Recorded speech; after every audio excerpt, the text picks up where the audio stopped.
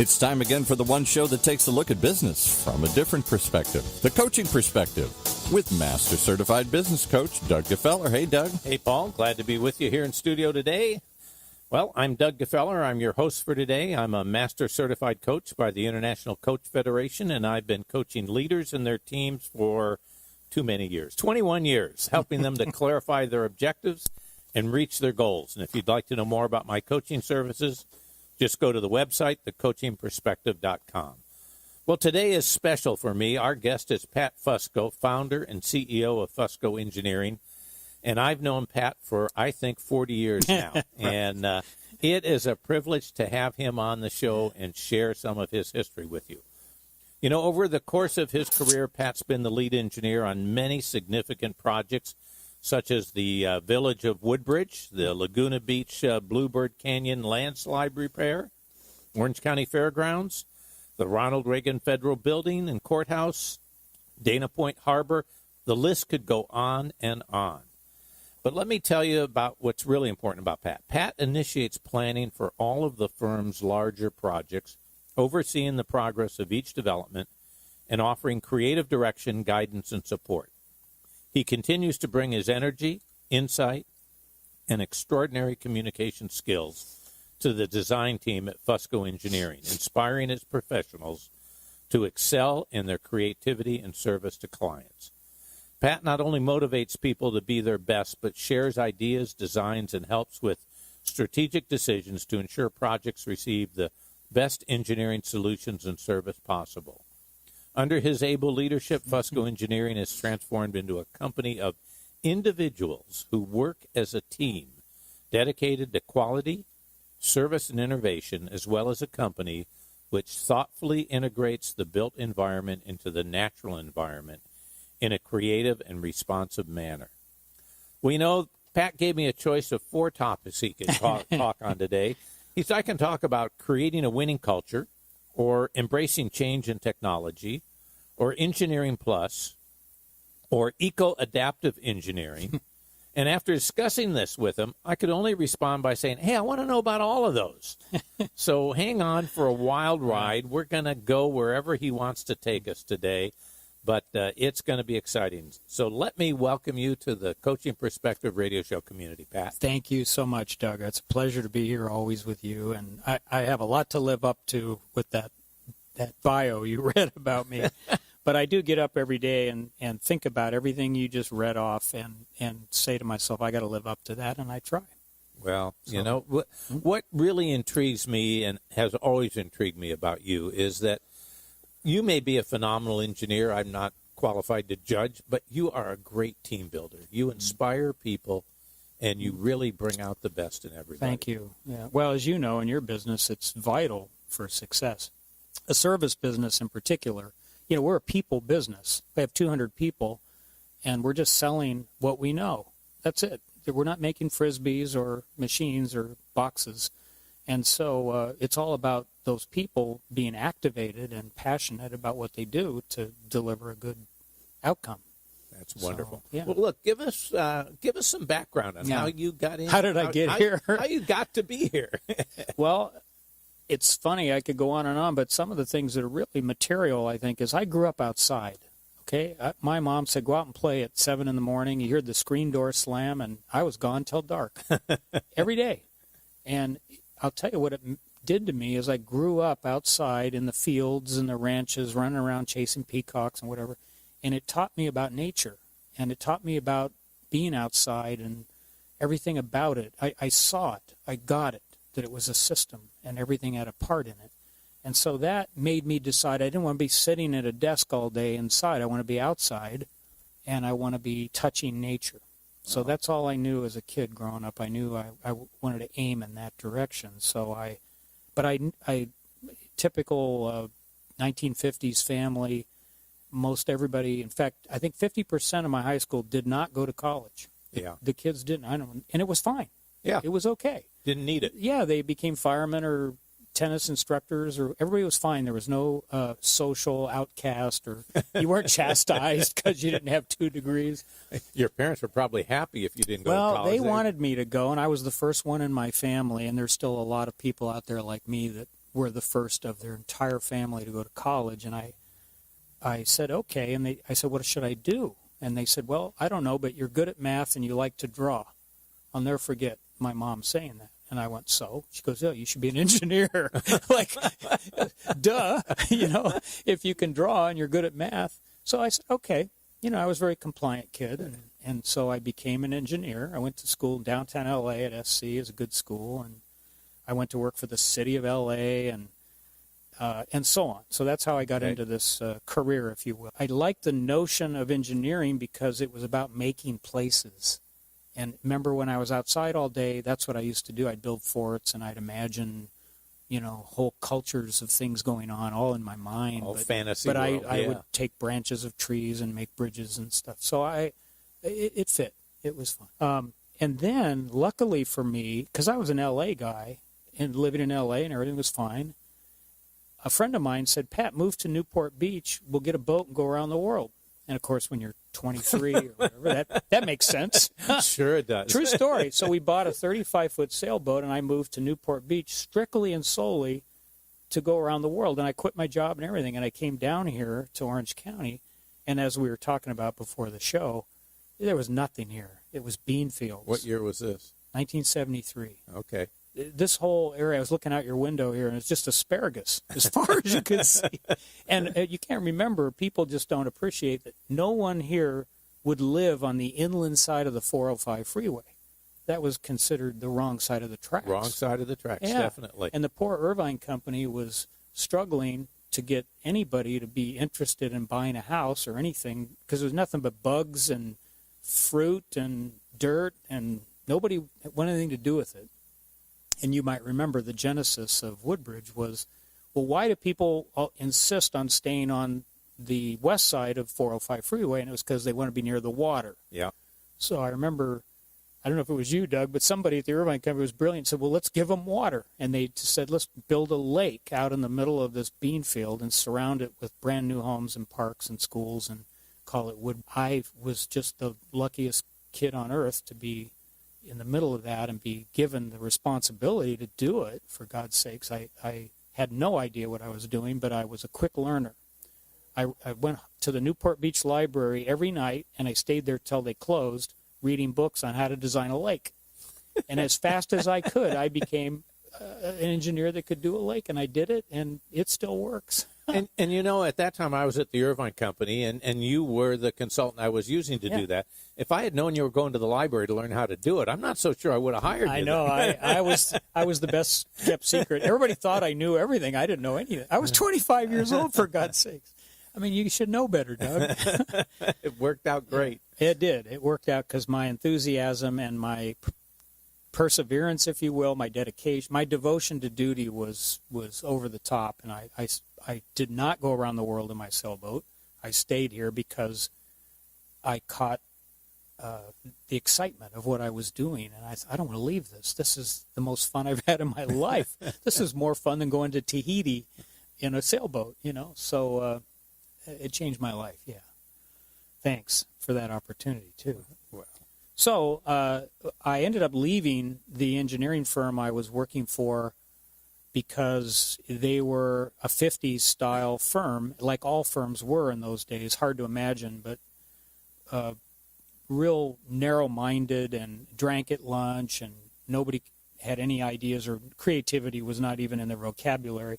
And I had a hard time with that world. And so I knew if I left my job, wherever I went to work would be the same thing. So I quit in a rage, actually. I was so upset that they wouldn't change, because I kept telling them we have to change, and they wouldn't. Yeah. So I left, and I thought, well, I'll just start my own. And so in 1981, I started my own business, which was stupid. My wife was pregnant. I had no money. I went to the bank. This is a true story. I went to the bank, and I said, I'm going to put a swimming pool in. Can I borrow $30,000? I took my last paycheck from my job and showed it to them. They gave me $30,000. I put it in a Merrill Lynch account and lived off of it for 2 years. I never built the pool. And I got down to the last buck. And I'm telling you, when we finally turned the corner and the business got successful. But that's how I got into this business and how I started it, and, of course, stuck with it ever since then. So should I go into my business now, or do you? I know. What in your mind, what makes your company unique? Yeah, that's very important to me because there's a lot of good engineers out there. Sure. And I found that it's very competitive, like most businesses, and there's other handsome, smart engineers out there like me, and it's like, how am I going to, beauty will get you in the room, but your brains are what's going to keep you in there. So I started to surround myself with smart people, as smart as I could get. Now, mind you, I didn't have much to offer. I'm just a kid with a business, and other firms were established and had wonderful reputations. So the kind of people I got were more entrepreneurial, which turned out to be good. Good, yeah. But we all coalesced a culture, a meritocracy culture of lifelong learning and constant improvement, and it worked for me, though it was slow going for several years. But to answer your question, it's today the answer is different than it was the first 10 years we were in business. The first 10 years we were in business, we were a strong service firm. All I could tell you to make me different was that I would hustle.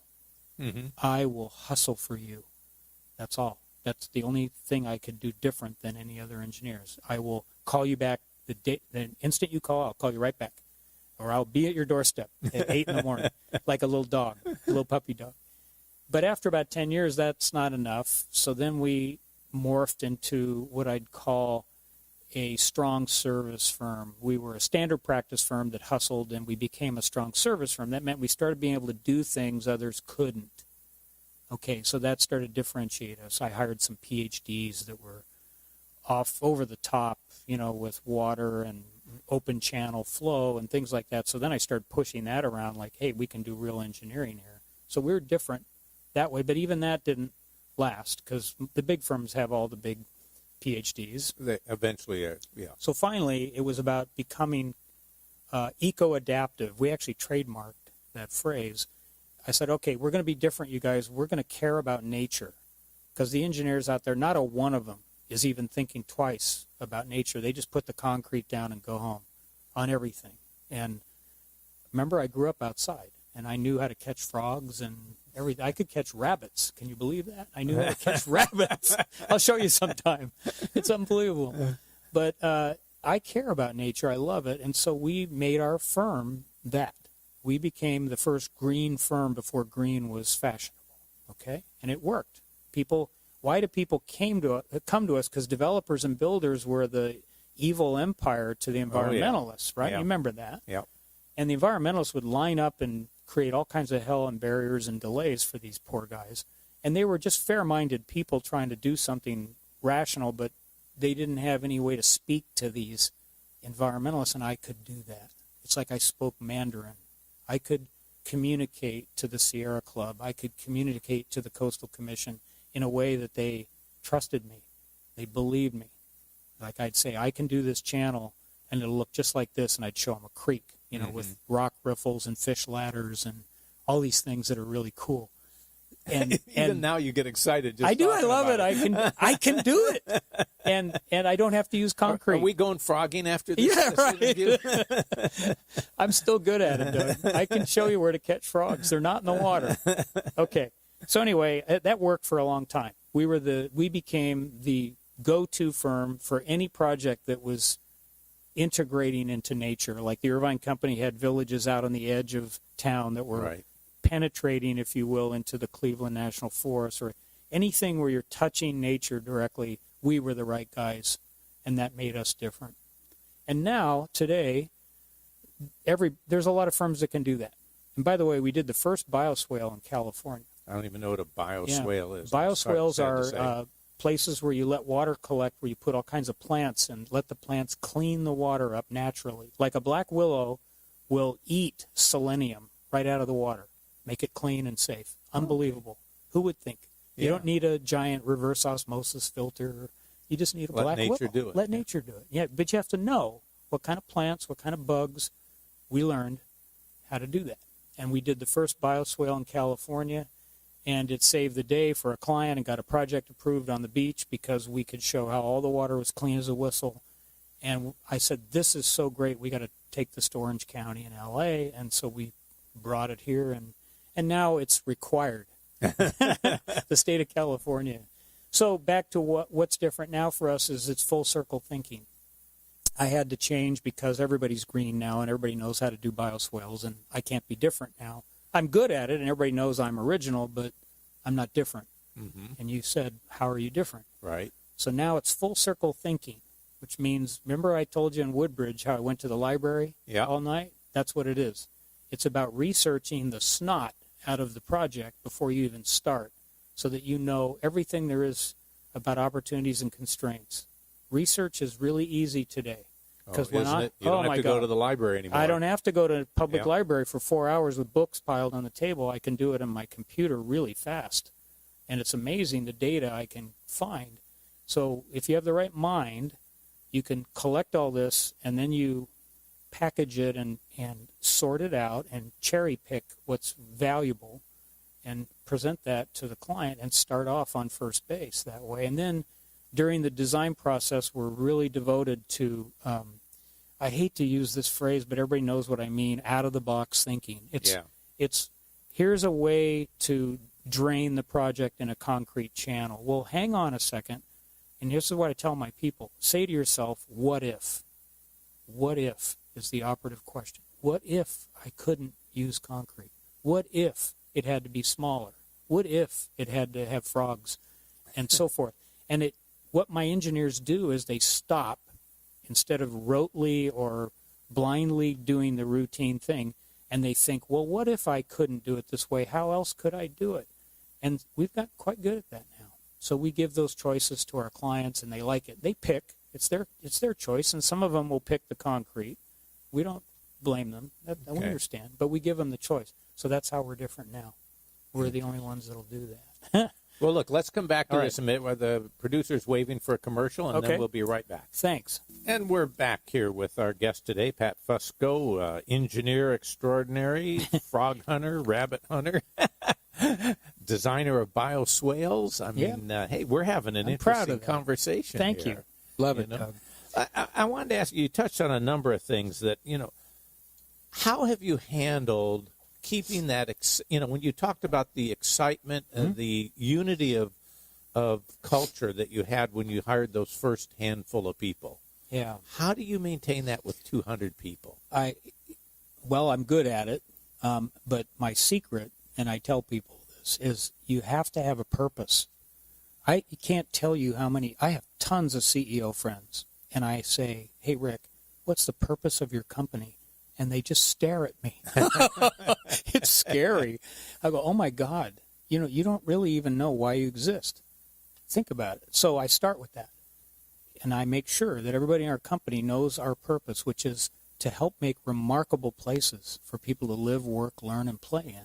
Remarkable. If it's not remarkable, I'm not interested. If you're going to just build a box on the corner, I'll give it to somebody and we'll do a great job for you, but you'll never see me. Huh. But if you want to make it remarkable, now you got my attention, and I'm going to give you everything I got, because that's why I exist. Now, if you start with a purpose, people will gather around it and attach themselves to it like pig iron to a magnet. It's unbelievable. People in general, and this is a real generality, I'm sorry, love to belong to something bigger than themselves. Yes, I agree. Don't you think? Yes. And so if I can tell 200 people that this is why we're all here, and it's really important, and you're a part of it, so you're important, they love that. They love it. So they're already on second base with no outs with me. I mean, they are totally clay in my hand at that point. And it's genuine, mind you. This is authentic. I'm not doing this just for drill. I believe it, and they know that it's true for me. So now we can go about doing what we do for who we do it for and everything like that. But we have that foundation, and it just, people never leave. I have average tenure of my people is 18 years. 18 years? Yeah, and 42% of my staff are millennials. So go figure. Wow. That means I got tons of people, 25 years, 30 years. They don't go. They don't leave. It's not about money. It's about purpose.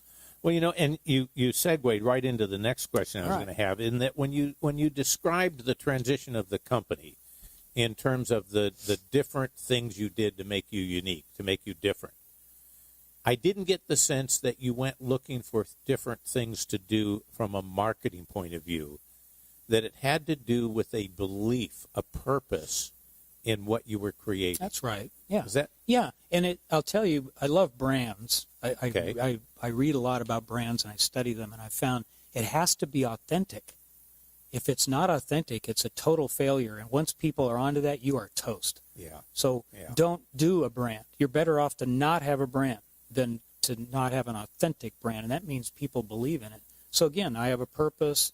So I can say Full Circle Thinking is my brand, and all my people know exactly what that is, and they will live it out for you in the project. So it's real, right? And that was real for me when I hustled, and it was real when I was the eco-adaptive engineer, and now it's just something different. But it's all tied to that purpose. You know, I don't want to push you in any one direction, but in the conversations you and I had before, one of the things that sticks with me is the meeting system that you have in your company. I want you to share that with everybody. Well, it's a culture. Now, remember, my whole, premeditation on this is to make it authentic. It's so important to me that we're not liars, that it's true. It's just absolutely, I just tell everybody I'd rather you go home than not be true. I just can't stand the thought of that. So to be true, I've got a lot of work to do to keep people informed and all that. So how do we do that? Well, we have all hands meetings every quarter. All hands means everyone. All 200 people stop work and we all get together over lunch for an hour and a half and we look at everything. I work for hours to share everything: financials, marketing, new clients, what went wrong, why it went wrong, what we learned from it, why we won't do that again, what's going right, what's going well, the whole thing, everything. And everybody holds their hand up in the air and agrees that it's confidential, so that they don't, not to share it with anybody. It's just for ourselves. Interesting. Yeah. And we all go through that once a quarter. But on top of that, there's all the way down the line that kind of culture. The teams have meetings every week. Even the little intern kids are part of the team meeting. They're told what has to be done and what their part of it is. It's all why you're doing it. Yeah, why you're doing it, who the client is. Oh, my God. Think about that. You're telling, we're working for Costco. And they are really a cool client because people love to go to Costco. They call it the treasure hunt. When you go to Costco, you don't know what you're going to buy. More than I went in to buy, that's for sure. Always. They call it the $1,000 club. But anyway, I love Costco. They're a great client of ours. But, even the brand new people need to know that. They need to know who Costco is, why they exist, why they chose us, and how they can be a part of keeping them as a client, right? I mean... So we just full tell transparency. Full transparency. Yeah, but it's a lot of work, and people just are lazy and don't want to take the time to tell everybody everything. And so I understand, but it works for us. Talk to me for a second about, you said you share financial. I mean, so many times I hear CEOs say, well, I can't tell them because they won't understand it, and then they're going to make conclusions. They're going to want more money. They're going to be sorry because I said I have 42% millennials, and they're smart kids, and they want to know. And they deserve to know, and there's no reason not to know. Because remember, I told you I quit my job. My boss, I had 35 people I looked after, and he would not tell us how we were doing. I say, did we make any money? He wouldn't tell us. He'd say, yeah. He didn't say how much or whatever. Of course, he bought a new Cadillac when we were in the recession. I thought, uh-oh, this isn't good. Yeah. So, back to my story. We show them the financials. Now, this is part of why they're first of all, I look at them all as if they're volunteers. Like, oh, my God, they don't have to come back tomorrow if they don't want. Imagine that. That's a different You look at your employees like they don't have to come here tomorrow if they don't want. And so you want to make them happy so they'll come back. Think about it. It's not that hard. So I look at them as volunteers, and I look at them as grown-ups. Oh, my God, think about how many CEOs you've talked to, Doug, that just look at their people like they're children or something. They treat them like children of a lesser God. I don't. I see them as my peer. Like, these are grown-ups that are my partners. So I'm going to show them that we have $35 million in top-line sales, and that's our goal, so isn't that good? But our margin is 21%, and we were hoping for 22, but it's not bad. It's just, what do you guys think we could do better to get back to 22? And they all raise their hand and have ideas. And we just share the truth. Now, the reason they pay attention is they're sharing in it. Uh-huh. Okay. Now, that's a tough thing to do. A lot of CEOs will never share, and they'll never succeed because they don't. But we have finally evolved a really, I think, very healthy system where I can do this real quick. I tell them, look, the first 11 or 12% we make in this company has to stay with the company as return on investment for the owners and for R&D and to buy new stuff. Right. And does everybody understand that? And everybody goes, yeah. You got that, right? Because otherwise, if we don't get that, I'll just go to the beach. I don't need this, right? And then, okay, we got it. But I'll tell you what, I'll split 50-50 with you every penny over the 11 or 12%. 50-50. Oh, so guess what? When I first did this, Doug, we were making 8%. We went to 25, like in one quarter. It was unbelievable. I went, okay. So we split half the profits in the firm, above all the profits above 12%, go into a pool, and then we cut it in half, and half goes to the staff and half goes to management. And the half that goes to staff goes 1/3 for the company's performance, so that everybody helps each other. San Diego will help the Bay Area. LA will help Orange County. 1/3 goes for your team, which is like the San Diego office. They all get that. Mm-hmm. That's their second third. Now, are you following me? 2/3 of your bonus is coming from other people so far. Little emphasis on teamwork you here. think? Yes. So then finally the last third is you and how well you did. But that's it. And people get pretty good bonuses in our firm. But they all know the economics. In 2009, we didn't make any money. We didn't lose any money, but we didn't make any. And we showed it to them. They went, yeah, we know. We're just glad to have a job. Thanks. So they're grown-ups, right? How often do they get these bonuses? Once a year. Once a year. It's really fun. You should come over because we do it at Halloween, which was just I missed Monday. It. I missed and it. you got 200 people in costume. And it's killer fun. And at the end, we have costume contests and pumpkins and everything. And then we hand out the bonuses. Why do we do it on Halloween? Because we used to do it at the end of the year, and it got confusing with Christmas. Yeah. People think it's some kind of a gift for the holidays. It's not. They earned it, and that's what it's all about. So we moved it up I love that. to October to get away from that and make sure they knew that this was, they earn what they get, and some people aren't, doing as well as others, but they know why, and they go about trying to fix it. So I think I got your question answered. You did answer Yeah. it. You did answer it. So there's an incentive and a reward. We share a lot, we communicate a lot, but we're all partners. And by the way, we are now an ESOP. Oh, really? We just became an employee-owned company, so it fits with our culture. It certainly does. Last thing on anything else on my company, who we work for, what we do. Anything you want to share there? Well, I just feel like I should put a lid on it. It's so we're 200 people, 6 offices in California. We work for people that make remarkable places, and my favorite client's the Irvine Company still, and it's remarkable that they're still one of my top 5 clients. They're huge. We do $5 or $10 million a year with just them. Wow. For 35 years, Doug. Yeah. I mean, and they are impossible to work for. Everybody knows that. I started that. But you remember, and they haven't changed a bit. Everything has to be done now, and it has to be perfect. And everything they do shines and sparkles, and I love that. And so I love them. And sure, they're hard to work for, and they're demanding, and they'll kill us, but I don't care. I just love making shiny, sparkly things. Well, the projects are unique. Yes, and so I love them. And Costco is a great client. We do all the Costco south of the Bay Area. We've done 300 of them. They're a wonderful company. I've been up there. They have a huge presence in Seattle. They're loved by the city of Seattle, like Boeing. They are loved, and they do so much for their community. I'm so proud of them as an American company, so I'm glad to work for them too. So that's the kind of things we do: stores and hospitals and schools and houses and shopping centers and things like that. So that's it. Okay. Well, I hate to admit it. You and I have been friends a long time, but I'm lazy with my friendships. We don't see each other that often. Yeah. And what kind of triggered me about inviting you on the show was I had the opportunity a few months back. I got an email, and it said, hey, Pat Fuscoe is speaking at the BIA. And you remembered me. And that rang a bell. And then it said, and he's going to talk about drones and virtual reality.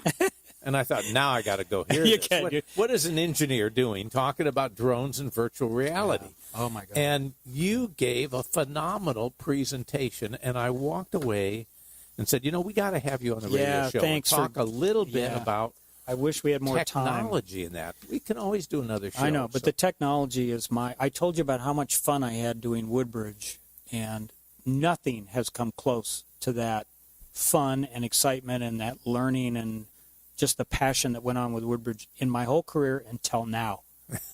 I swear, this is as fun as Woodbridge, the technology. I am all in on technology. 7 years ago, I told my GIS guy, who was a pilot, I said, go buy a drone. He goes, what's that? They're those gizmos, and everybody in my firm said, why are you doing that, Pat? It's stupid. I go, no.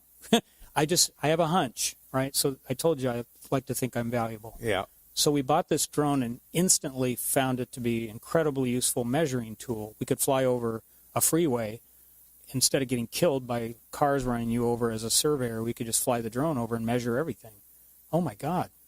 I just went nuts. Let's get more of them. So we had 4 drones in 1 year, using the hell out of them to measure stuff. Now, this was 6 years ago. So it just was like the lip of a funnel that I fell down into, because once we had these things, it was like, what else could we do with this? It was really that simple. Well, what else could we do? And it's a long story, but I had this guy called me, said, I'm going to take a job with a firm in Silicon Valley. And I said, what kind of firm? He goes, I don't know. They say they can fly around in a drone and take pictures of something and make a 3D model of it. And I said, take the job. And he goes, really? You don't know anything about it? I go, take the job. Whatever it is, this is disruptive, huge. It's going to change the world, and you want to be a part of it. He took the job. I flew up there instantly and got all in on this company to find out how in the hell do they do that? Mm-hmm. How do they fly around with a drone and come back and from the pictures make a 3D model that's within a 1/4 inch accuracy? Oh, my God. I mean, you could fly over downtown L.A. and make a model of everything, the trees, the fire hydrants, the people, the buildings, the wires, everything, within a 1/2 inch? Are you kidding me? That would take years to survey. I just knew this was the coming thing. Well, guess what? They failed. They couldn't get over the goal line, this company up in Silicon Valley. And I was so disappointed. I spent a whole year going back and forth and trying to help them, and I wanted to be the first guy to use this. And I came back with my head in my hands, and my guys, you could tell they felt sorry for me. I just felt like this train had left and we missed it. And they said, you know what, Pat, I think we can do it. We had learned a lot hanging around with these guys for a year. And I said, really? And they said, yeah. So I said, go for it. It cost me like $500,000 in 2 years, Doug. But wow. They figured it out, and we own it. We have a U.S. patent pending, and I can fly that drone over your house and hand you a 3D model of your entire yard, pool, house, inside or out, doesn't matter, and you can measure anything you want. It's amazing what a tool that is. So that's just one thing. Then we start doing that for our clients like Brookfield and Irvine Company. And, oh, my God, the Irvine Company just jumped on this like a crocodile. I couldn't believe it. They said, Pat, you can go out to any of our construction sites, fly your drone, and make a 3D model as built of everything that's done. Can't you? And I went, yeah. How long will it take? I said, 8 minutes per site. It's like free. Mm-hmm. They have us fly every site they have now. We fly. And imagine a construction site with concrete and rebar and pipes sticking out and all this crazy people running around and trucks and dirt and lumber. It would take you forever to measure it with a measuring tape and write it all down. And then by the time you deliver it, it's useless because it's changed. Instead, we fly the drone over it, instantly hand you the model in 2 hours. There you go. Well, I have to share a story with you. When I was with the Irvine Company, as you know, when we were starting Woodbridge. Yes. It was a big project for the company back then. And they wanted to know what was going on, and they wanted to keep the board informed. So I, every week, would go out to Orange County Airport, climb in the back of a two-seater. Yeah. No, not a helicopter. A two-seater open plane, prop plane. And we would fly, and I would take pictures with my 35-millimeter camera. then have leaning them out the door, leaning out the window, not somebody the window, holding onto your over belt, the edge, looking like Charlie Brown, the Red Baron, and take the photos. And that was cutting edge of reporting the progress of our construction work at the time. Have we come a long way? Oh my God, this is so fast and so cheap and so much better. It's just blowing everything away. Lasers are gone. I mean, surveying the old-fashioned way, gone. It's just gone. And so now I'm not afraid of this. I see it, and I know that this is reality, and you got to get on the train or you're going to get left behind. And I'm not a kind of person that likes to get left Obviously, behind. if you're going to spend $500,000 in technology. And this was, we've been doing this 6 years, Doug. I go on and on. We have 5 more things we're doing. So, but all of it, once I got into this and the thing started moving like this, I just went all in. I mean, so everything, every client that we delivered a model to, the first thing they said was, oh, this is really nice, Pat. Can you show me my proposed building in this model of, say, Fashion Island? And let me see what it looks like. Can you do that? I said, yeah. So we started doing that. Next thing you know, then they wanted to go in their building that doesn't exist, right? They want to go in it and go up to the 12th floor and look out and see what the view is. So I did that. And now we do that for everybody. And so we have downtown LA, we'll put a 30-story building. We just fly the drone, tell the drone to go to every window of the future building, and there you go. And you can see the views. The hotel guys love it because they can figure out what to charge for the rooms. Like, can you see Catalina? I go, yeah. From the 19th floor to the 20th, you can see Catalina. They go, double the room rent. But anyway, so it goes on and on. And so we're doing these view simulations. And then sure enough, Brookfield, Adrian Foley, who I love, he's a technology guy. He says, Pat, these are really cool. This is cutting edge, but I want to go inside. And I said, what do you mean? He goes, I want to go in the front door and walk around in the house or in the hotel. And I went, oh, my God. So I came back to my people. I said, can you guys figure this out?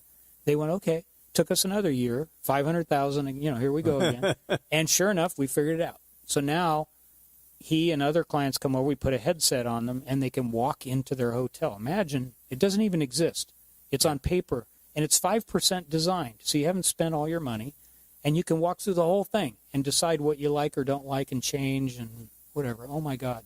It's unbelievable. I have 4 game artists we hired. They make things. I don't know what to say. So an engineering company has game artists. That's right. So you've had to add people with totally different skills than, let me say, standard engineering skills. There's no way an engineer could do this. It's somebody has to furnish a house with a coffee table and fruit bowls and paintings on the wall, curtains.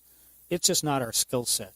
So I hired 4 game artists. They know how to make anything. They can make other planets, Avatar, the movie. I mean, that's what they do. I said, can you make a house? And they looked at me and said, oh, that's a piece of cake. I went, okay, you're hired. So, yeah. And by the way, my wife, who's an artist, taught me a long time ago, Pat, beauty matters. Beauty matters. And I've learned that, Doug. So things have to look nice. And it matters. So we have artists. I have 2 artists. They're nothing but pure artists, and their whole job every day is to make our stuff look good. Wow. Yeah, and they mix perfectly with engineers, believe it or not. And it's 1 + 1 is 3. That's how it works. When you mix the diversity, you put a business person, an engineer, and an artist, and tell them to do something. It's remarkable, the creativity that is sparked by their different perspectives. So you're still an engineering company. Yes, but you are using technology to project beyond the standard engineering drawings.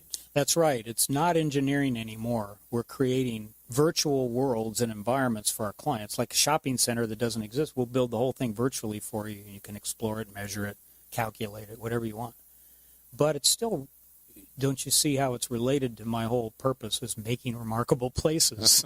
And that's all that matters to me, is to make a remarkable place. So if Rick Caruso wants to build another Grove like he has in L.A., yes, I'm the guy that he wants to use because I can build it virtually for him and he can push things around and change it and make it all perfect before he spends a dime.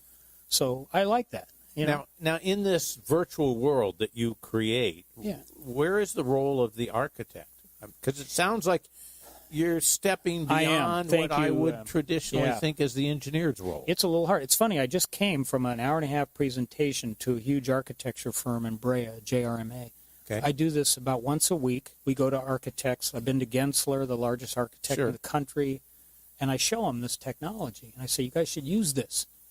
And they all are excited and mesmerized by it, but I'm being a little generality here. Some of them aren't, but many of them are not going to do it because I'm not sure why I'm theorizing here, but they, like you said, I'm moving into their territory. It's not what they do. They are the inside guy, and I'm the outside guy, and what am I doing inside? What am I doing furnishing a house and letting my client walk around in there? They don't like that. So they get a little skittish, or I don't know if the right word is. No, I mean, this is fascinating to me because I think you're breaking down the traditional roles. That's right. That we've had for years of this is what an architect does, this is what an engineer does. Silos. This is, Yeah, but it's not now. And with technology today, you don't have to. Those barriers don't exist. They really don't anymore. We design in the cloud in 3D in real time. Doug, it's phenomenal. I mean, I used to draft. I used to have an ink pen and drew things, and we'd send it overnight to the architect, and he'd come back with a red line and say, change it. It's all done in real time in the cloud in a 3D model. I move a pipe, and the structural engineer sends me an email and says, can't do that, Pat. I have a column there. It'll bump into it. Oh, okay. So I move it back. That's how it works now. So everybody's together in real time in these 3D models designing all these projects. That's the new world we're in. And so this is consistent with that. Let me in. Let me help you, with this technology. Some of them are going along with it, but like you say, some are reluctant because they're afraid that we're encroaching. But in fact, I think we're enhancing them. We're giving them tools to really wow their client, Well, and I see this in so many areas. I mean, here we are sitting in a radio station doing internet radio. And when the producer started this, there was not a great acceptance of internet radio. People went, well, radio is FM, AM, broadcast over the air. What is this internet thing? Oh, you mean you're doing a podcast? No, we're doing internet radio, Yeah. And it sort of crossed the boundaries. And people get uncomfortable when you change the way they do things. Most people don't like change. It's really hard to get them to change, but most of them will. And by the way, the AI is the new thing. Everybody says, God, Pat, you're just right out there in front of everybody. We have two of these things no one else on earth can do, for God's sakes. And we're a little engineering firm in Orange County. Are you kidding me? But they say, what's next? They always say, what's next? And I like as if I know. But I think it's AI. Artificial intelligence. It's machine learning, and I'm all in on it, as you can imagine, Doug. Yeah. So it's like I was in Seattle and I met this forestry company. I knew nothing about forestry. I just had lunch because the guy I knew. You knew are him. a curious guy. Oh, I'm so you? curious. I wanted to know everything about forestry. What is it like running a forestry company? He goes, oh, Pat, it's unbelievable. Every tree is an asset. You got millions of trees, for God's sakes. And I go, what's a tree worth? $80,000 each. A tree. Oh, my God. I said, how do you know where they are and if they're happy or anything? And he goes, we don't. We hire tons of people to wander through the forests day after day, year after year, looking at them and writing it down. I said, okay, I know you're not going to, this is going to be new for you, but get ready, sit down. I can take my drone and I can fly over your forest about 200 acres a day is how much I can cover with the drone. And it will tell you instantly how many trees it saw, and it will not be wrong. Every tree, 3,506 trees, it'll tell you. It'll tell you how big they are. It'll tell you what kind they are. And, oh, my God, if they're happy, if they're healthy. I can do all that with AI, see? So I fly the drone. I capture the scan like I talked about earlier. Big deal, 3D model, no big deal. But I put it in the computer, and we have you ever heard of Watson, IBM? Yes. We have access to Watson. So we call Watson. We go, Watson, here's a piece of forest. Look at it. How many trees are there, Watson? And he tells us right there on the spot, instantly. 3,506 trees, Pat. Thank you, Watson. Can you tell me how big they are? Now yes. You realize Watson's a computer here, Watson is a everybody. computer that beat the guy in the chess game. He's Yeah. kind of famous. He was on with a TV show. Anyway, Watson is cool. And so we're using Watson. Oh, my God, this little engineering firm in Orange County has a backdoor to Watson, the most powerful computer on earth. So Watson is really smart. We flew over the community of Ladera and asked Watson, what kind of trees are there here? And he goes, these. And he just prints it out. Everything. Sycamores, Douglas fir, poplar, everything. Pines, eucalyptus. We go, thanks, Watson. And tell us how many of each. Oh, yeah, here. Boom. Oh, and tell us how big they are. Oh, yeah. Boom. Here you go. This is instant. I'm talking about 4,000 acres of plants everywhere, like bougainvillea, rose bushes. Now, wait a minute. What's an engineer doing involved in counting plants? Okay, I don't know. This Doug. isn't. I don't know. I'm just this. But This you is see, breaking the boundaries. You're that's right. interested in what information would my client use, You not have to- whether it's in my discipline. That's right. It's is this useful? Yes. Okay. Now I have this. So now guess what? I'm going to my guys saying, what else can we use this for? And they're going, well, I don't know. I said, well, give me something. Think about it.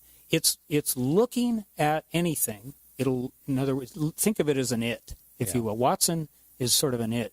I don't know if it's a guy or a girl, but he looks at anything you want, and you just have to teach him what to look for. So I'm on the board of an environmental remediation firm, Alta Environmental, and I said, you guys should be using it. Well, what will you use it for? I said, well, what do you do when you go out to a site? Well, we look for like pools of oil and contaminated soil and, dirty, bad things that have to get rid of. Oh, I can teach Watson what to look for. I can tell Watson, here's the 17 things we want you to look for. Now here's a piece of property, 200 acres in Ohio. Is there any of this on there? And he'll tell you, and he'll tell you where it is. Isn't that amazing? So I just can't wait. That's the next thing, Doug. So get me back in a year, and I'll give you 5 more things. Somehow we're going to figure out what we can do with Watson. Well, and we talked about this before. I'm convinced that the limitation here is not the technology. The limitation is, can we get out of the box and think creatively about how to use the technology? That's right. Right. And you have to be willing to try things. And by the way, everything we've developed, we've done 17 other things that didn't work, and we threw it away.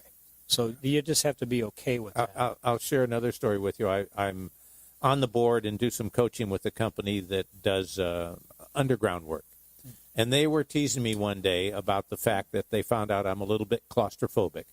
And they said, when we put these storm drains in and sewers, sometimes we have to send a person in, crawl in there to check it.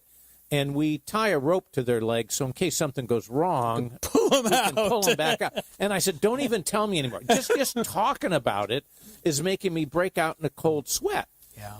After I heard your talk at the BA, I went to their next meeting. I said, hey, guys. You got the answer. I got the answer. Yeah. Go to Pat and have him fly one of his drones in there and take pictures. You don't have to send anybody up that pipe anymore. That's right. And the thing about the drone is they're little airplanes. Yeah. And we have 10 of them, by the way. We have one that'll carry 18 pounds, Doug. We could carry your small child around. It's unbelievable. But they are smart, and you can pre-program, but they'll fly through a pipe and not ever touch the side. It'll know exactly where to go, and it'll go and come right back. It's pretty amazing. So, well, look, we're going to run out of time here. I wish, like I said, going into this thing, there's more you could share with us than we have time today, and I really am looking forward to you coming back and and finishing this. But what do you want to leave the audience with here about what we've talked about today? We've talked about sort of the culture of your company, the start of it. We've talked about some of the technology. What is the key things to you? Yeah, I thought about that a little. I have 2 things that matter a lot, I think, to just leave your audience with. I think it's better to be small and great than big and crappy. Okay? I know. Yeah. You laugh. That one will go down. But you'd be surprised at how many people or my colleagues, they say, I want to grow. Oh, really? What does grow mean? I submit to you and your audience that grow can be getting stronger, not getting bigger. So Think twice. Okay. All right. When you acquire a firm or you're adding 50 people, is this going to make my firm stronger or weaker? Because if it's going to make it weaker, I wouldn't do it. Now, that's not my final take home. Okay. My good friend Augie Nieto sadly has Lou Gehrig's disease, but he's leveled off. He's not dying. He's an amazingly smart man, so he's on my board. He can communicate by moving his toe a little teeny bit. He can type 10 or 20 words a minute on a computer. So I love him to pieces, and he's been my guiding light for 12 years. He lives in a wheelchair. He's paralyzed. Yeah. And he said, Pat, I said, Augie, how can you do this? How can you just live like, how do you have the courage to get up every day like this? He said, Pat, you can celebrate what you can do, or you can mourn what you can't. I love it. Don't you love that, I love Doug? it. I love that. And so that's my guiding light every day, no matter what comes my way. You can celebrate what you can do rather than mourning what you can't. So that's my take-home message. I have nothing to add to that. That is a great way to wrap up today. And, Pat, let me just, again, thank you very much for taking the time to come here. You're a busy guy. Oh, no, it's just fun. I love it. This has been wonderful. I'm really looking forward to having you come back again soon. So how do people get a hold of you? Pat at Fuscoe.com is the best way. Everybody loves email, right? Fuscoe is spelled? P-A-T at Fuscoe, F-U-S-C-O-E.com. Okay. You can Google it or look at our website to find out more about our culture. Great website, by the way. Thank you. And by the way, our artists made it, and that's why it's drop-dead gorgeous and beautiful and functional. And beauty matters. Remember that, too. That's the third thing. But Pat at Fuscoe is probably the best way. Phoning works, too, but you got to go through my secretary, and she's a tiger. So I'd say Pat at Fuscoe. And she's wonderful to deal with. Thank you very much. Okay. She's great. Well, look, thank you for being with us and joining the Coaching Perspective radio show community. Congratulations, Doug, on your career and your success with it. I really admire you for that. Thank you. Mm-hmm. Well, look, if you're listening to our podcast, then thank you for visiting our website, thecoachingperspective.com. Be sure to check out our archives for other shows with fascinating guests and topics. And speaking of guests, we're always looking for interesting people to talk to on the show. So if you'd like to be a guest, just send me an email, doug@thecoachingperspective.com, or easier yet, just go to the website. You can sign up for the newsletter or indicate that you want me to get a hold of you to be a guest. We're going to have a great guest also next week. You're going to get to hear a living testimony of how to overcome obstacles. Michelle Hensley, owner of Nifty Packaging. I had a great preview conversation with her. She is really down to earth and a courageous woman. We're really going to enjoy listening to her next week. Well, I hope you've enjoyed the show today. Our goal, as always, is to have discussions that provide you with new ideas and information that you can put to use immediately to identify and achieve your goals. Be back with you again next week at our new time, 3 p.m. You've been listening to the one show that takes a look at business from a different perspective. The Coaching Perspective with Master Certified Business Coach Doug Gefeller.